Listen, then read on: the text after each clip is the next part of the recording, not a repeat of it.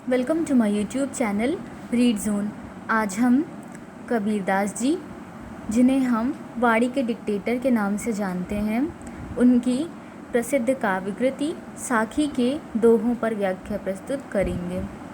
पिछले भाग के बाद यह अगला भाग इस प्रकार है। कबीर सो धन संचिए जो आगे कु होए, शीस चढ़ाए पोटली ले जात न देखिया कोई। तो इसमें कबीरदास जी कह रहे हैं कि सो धन संचिए, यानी ऐसे धन का संचय कीजिए जो आगे को हुए, जो आपके आगे आने वाले जीवन में काम आए। शीस चढ़ाए पोटली ले जात न देखिया कोई, और जिससे आप अपने सर पर चढ़ाकर पोटली की तरह ले जा भी सकते हैं और ले जाते वक्त आपको कोई देखे भी नहीं। तो कबीर जो हैं वो यहाँ पर विद्या रूपी धन के संचय की बात कर रहे हैं कि जब हम विद्या रूपी धन को संचित करेंगे तो वह हमारे पूरे जीवन, हमारे आगे आने वाले जीवन में उपयोगी सिद्ध होगा, हमारे काम आएगा। और शीस चढ़ाए पोटली, और यदि हम उस विद्या को अपनी बुद्धि में रखकर कहीं भी ले जाएंगे तो हमें ले जाते हुए कोई भी देखेगा भी नहीं। अगले दोहे में कबीरदास जी कह रहे हैं, कबीर कली खोटी भई मुनियर मिले न कोई, लालच लोभी मस्करा तिनको आदर हुई। इस दोहे में कबीरदास जी कह रहे हैं कि बड़ी कली खोटी हो गई, अर्थात बड़ी गड़बड़ी हो गई। मुनियर मिले न कोई, कोई मुनिवर नहीं मिलता, अर्थात कोई श्रेष्ठ मुनि नहीं मिलता, कोई श्रेष्ठ मनुष्य नहीं मिलता। लालच लोभी मस्करा तिनको आदर हुई, और जो भी लालची लोभी लोग हैं, जो मस्करा अर्थात जो बेतुकी बातों से मनोरंजन करने वाले हैं, तो ऐसे जो लोग हैं तिनको आदर होई, उन्हीं लोगों का आदर होता है। तीसरे दोहे में कबीरदास जी कह रहे हैं, कैसों कहा बिगाड़िया जे मूड़े 100 बार, मन को ना काहे मूड़िए जामे विषय विकार। कबीरदास जी इसमें कह रहे हैं कैसों यानी केशों ने अर्थात बालों ने, कहा बिगाड़िया क्या बिगाड़ा है, जे मूड़े 100 बार जो इन्हें 100 बार मूड़ते हैं। लोगों का केशों ने भला क्या बिगाड़ा है, बालों ने क्या बिगाड़ा है जो लोग अपने बालों को बार बार मुड़वा देते हैं। मन को काहे ना मूड़िए, और मन का मूड़न कोई क्यों नहीं करता, कोई अपने मन को क्यों नहीं मुड़वाता। जामे विषय विकार, जिनमें न जाने कितने कितने विषय विकार भरे होते हैं।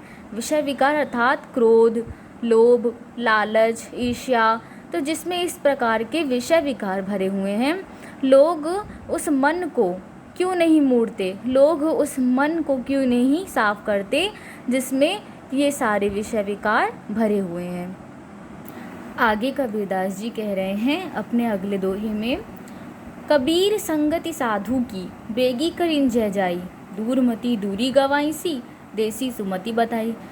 कबीरदास जी कहते हैं कि संगति साधु की, कि मनुष्यों साधु की संगति करो, अर्थात जो श्रेष्ठ लोग हैं, जो ज्ञानी जन हैं, उनकी संगति जाकर के करो। बेगी करिन जय जाए, और शीघ्र जाकर करो। बेगी अर्थात शीघ्र, और करी जय जाए यानी जाकर कीजिए। दूर मती दूरी गंवाई सी देसी सुमति बताई। तो जब साधु की संगति होगी, यानी जब अच्छी संगति होगी, जब सत्संगति होगी, तो क्या होगा, दूर मती दूरी गंवाई सी, तो हमारी जो दुर्बुद्धि है वह दूर हो जाएगी। और देसी सुमति बताई, और जो साधु की संगति है वो देसी यानी देगी, सुमति यानी हमें अच्छी मति, अच्छी बुद्धि हमारी हो जाएगी। वे जो हैं अपनी ऐसी ऐसी ज्ञान की बातें बताएंगे, हमें अच्छे विचार बताएंगे, जिससे कि हमारी जो बुद्धि है वह सुंदर हो जाएगी, हमारी जो बुद्धि है वह अच्छी हो जाएगी। अगले दोहे में कबीरदास जी कह रहे हैं, निर्बैरी निकामता साई सेती नेह, विषया सुन्यारा रहे संतहि का अंग एह। कि इस दोहे में कबीरदास जी कह रहे हैं कि निर्बैरी यानी कि शत्रु रहित, बिना बैर के, बिना किसी से बैर किए, यानी कि शत्रु रहित हो करके, और निकामता यानी निष्काम हो करके, यानी कि सबके प्रति अपने स्वार्थ को हटा करके, स्वार्थ रहित हो करके, निष्काम हो करके। साई सेती नेह, साईं यानी कि ईश्वर, ईश्वर से नेह कीजिए यानी ईश्वर से प्रेम कीजिए। शत्रु रहित होकर के, निष्काम होकर के ईश्वर से प्रेम कीजिए। विषया सु न्यारा रहे संतहि का अंग एह, क्योंकि जो ईश्वर है वो सभी विषयों से न्यारा है। विषया सु न्यारा रहे अर्थात सभी विषयों से न्यारा है। क्या ईश्वर जो है, ईश्वर का जो प्रेम है वह सभी विषयों से अच्छा है, वह सभी विषयों से न्यारा है। यही संतों का भी मत है। संत ही का अंग है, यही संतों का भी मत है, ऐसा संतों का भी मानना है। अगले दोहे में कबीरदास जी कह रहे हैं, यदि विषय प्यारी प्रीति सु तब अंतर हरि नाही। जब अंतर हरि जी बसे तब विषया सु चित नाही। कि यदि विषय प्यारी प्रीति सो, कि यदि, यदि यानी यदि, विषय यानी जो विषय हैं, प्यारी प्रीति सो अगर विषय ही, अगर जो दुनिया भर की बातें जो हैं वही अगर प्रीति से, प्रभु की प्रीति से ज़्यादा प्यारी अगर दुनिया भर की बातें और विषय ही लगते हैं, तब अंतर हरि नहीं। तो समझना कि अभी हमारे अंतर मन में हरि नहीं आए हैं, अभी हमारे अंतर मन में, अभी हमारे मन में ईश्वर नहीं बसे हैं। जब अंतर हरि जी बसे तब विषयासु चित नाही। क्योंकि जब अंतर मन में हरि जी बसेंगे, यानी जब हृदय में, जब हमारे मन में भगवान बसेंगे तब विषयासु चित नाही, तब इस दुनिया का कोई भी विषय हमें अच्छा नहीं लगेगा, तब किसी भी विषय में मन नहीं लगेगा। अगले दोहे में कबीरदास जी कह रहे हैं, जिहि घर साधु न पूजिए हरि की सेवा नाही। ते घर मड़हट सार से भूत बसे तिन माही। जिहि घर, जिस घर में साधु न पूजिए, साधु का आदर सत्कार नहीं होता।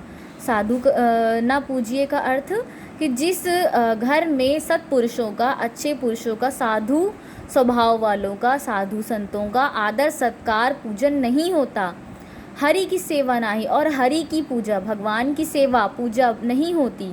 ते घर मरहट सार से, वे जो घर हैं वे मरघट के सदृश हैं। वे जो घर हैं वे शमशान के समान हैं। भूत बसें तिन माही, और ऐसे घरों में भूतों का वास होता है, अर्थात ऐसे घरों में नकारात्मक ऊर्जा का वास होता है, ऐसे घरों में नास्तिकों का वास होता है। कबीर धनी ते सुंदरी जिनि आया बैष्णव पूत। राम सुमरी निर्भय हुआ सब जग गया अऊत। तो अब इस दोहे में कबीरदास जी कह रहे हैं कि धनी ते सुंदरी, यानी धन्य है वे सुंदरी, यानी वे नारी धन्य है। जिनि आया वैष्णव पूत, जिनके घर में वैष्णव पूत यानी वैष्णव पुत्र ने जन्म लिया है। वे नारियां धन्य हैं जिनके घर में वैष्णव यानी कि हरि का भक्त, भगवान के भक्त ने पुत्र रूप में जिनके घर में जन्म लिया है।